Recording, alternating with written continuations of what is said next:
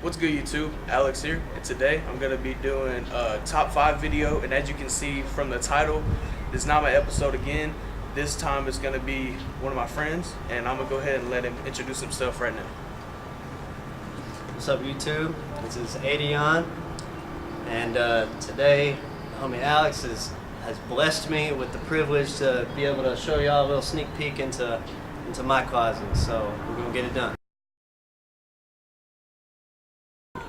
All right, so today, going through the top 5 thing, after seeing the first video that Alex did, I figured, I'm gonna have to bring some heat or something, because I can't really keep up with any of my homies. I'm trying to be like them, but I just figured I'd get into a little something. But starting it off, number 5 for me would be the All-Star Kobe 9, the high top version. And the reasoning behind this, one, is just because of simply just, the artwork of what this sneaker is.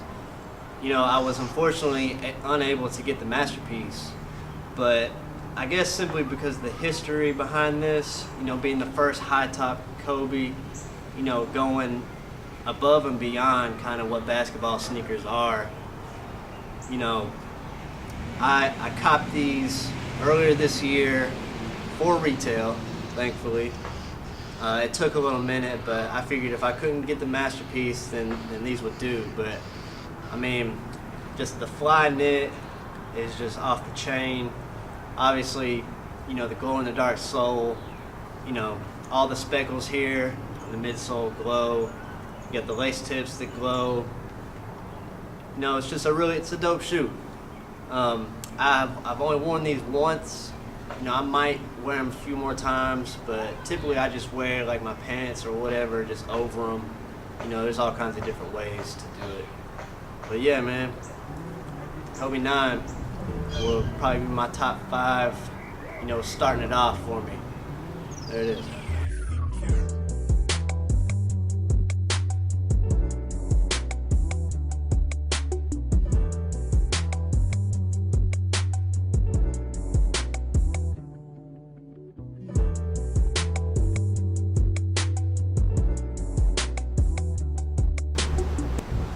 Alright, word up. So number 4, I'm gonna get right into it again. I chose the Foamposites, but particularly the pink. And the story behind this shoe was I copped these last year off of a homie that I knew. He was gracious enough to sell these for a pretty decent price. I didn't pay too much over retail, but he sent these right to me, and I had to have them because a few years ago my grandmother was diagnosed with breast cancer, and I made it a point to where I try and live a lot of ways through sneakers, just because I know it's a good way to express just yourself. But it meant a lot to me to try and support her through everything she was doing. So I copped these to wear typically only to like Relay for Life functions and things like that, around her, just because of the story behind it and what it means to me. I can't match these with anything, to be real. But it's still a real important shoe to me. You can see they're already kind of yellowing a little bit, but I'm not even worried about that, because I do feel like that adds character. With these kind of soles, it's gonna happen no matter what. But anyways, man, yeah, number 4, pink Foamposites.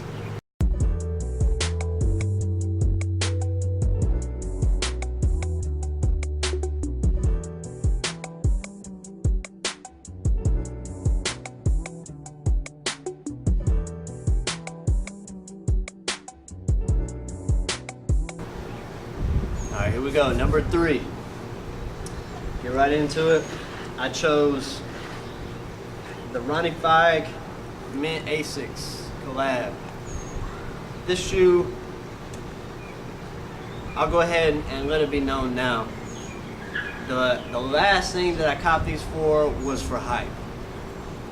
My favorite color is green, but even more so than that, when they first announced that they were going to be putting, the mint leaf colorway, and then, that blue colorway on the 5s.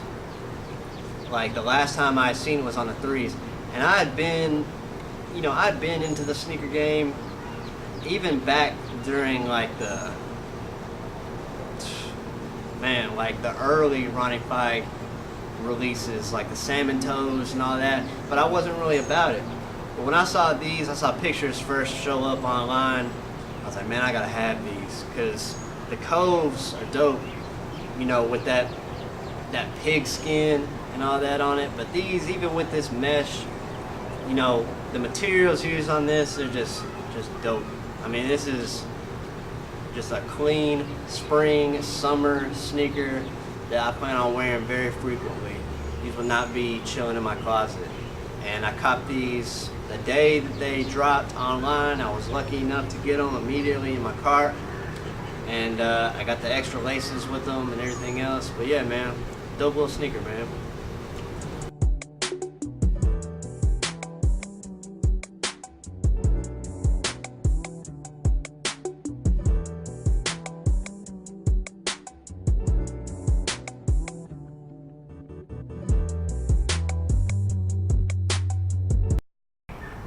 Alright, number two. Number two, I chose the Air Jordan 4, specifically the bread colorway. I copped these, when was it? Was it last year? Black Friday? Last year, 2012? Something like that, I don't know. This is a Black Friday sneaker. And I just walked right into the mall and no issues. I wasn't even there early. I think I was doing something that day. I just went down to the mall. I was like, you know what? We'll see what happens. They wear a size 9. So, man, just this sneaker, not just the colorway. I mean, it's just timeless. It goes with anything. The history of this shoe, with the shot, that Jordan pulled over the calves, just devastating everybody. It's just a classic shoe, man.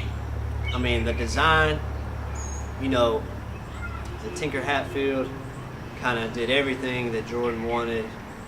How the mesh here, the inlays are black, just hints of everything with the gray, just where it matters is why this shoe is so dope. And I had to put this in number 2. Because as of right now, there's only one other thing I got right now that can top this, and we're gonna get right into that. But here we go, Bread Force.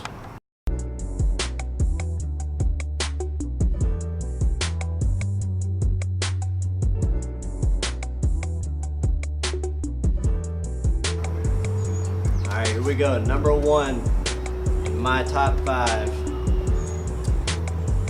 goes to none other than Air Jordan 3 True Blue. Man, this sneaker, this is the 2011 release, and I remember when these dropped, I had to have them. I mean, there's been a lot of shoes that I've said that about, but this one in particular, I couldn't take an L. So I was willing to do whatever I had to do as far as tracking these down, going above and beyond to make sure that this was in my collection. And I made it happen, man. But I mean, it goes without saying the history of this shoe as well. With just the iconic 3s with the elephant print, the elephant print here along the eyelets. It's not too much, but it's not too little. And that's what makes it so dope. I feel like Jordan would have wore these in the Olympics, really, is what I think. Man, to go a little bit further with these, I mean, you can see these have been worn. I'm a firm believer in rock your kicks. If you got them, you should rock them. I mean, they're not doing much much good sitting in the closet other than just pulling them out every now and then and looking at them. But I mean, you can tell with these paint's chipping. You know, these could use a restore, but I don't even think I want to do it because it's just these mean that much to me for what they are. And on top of that, you can see there's a signature here on this particular pair from none other than Maybach Music's own Stally. So shout out to Stally for that. I went to a show in Nashville and he shouted out that this was his favorite sneaker and I happened to be wearing them. And he pulled out a pen, I showed him up, he grabbed them, signed them, we made it happen. Got a picture with him, all that. So I wouldn't change anything about these, man, especially not the signature. Aside from that though, man, if there's anything else I had to say, my holy grail are the LeBron 10 Corks, the Quick Strike. If anybody sees this video and you have a pair of dead stock Corks in a 9 or a 9.5, hit me up on Twitter, you know, message my homie Alex, whatever you gotta do. You know, I'm ready to make that happen. But until then, man, True Blue 3 is number one for me.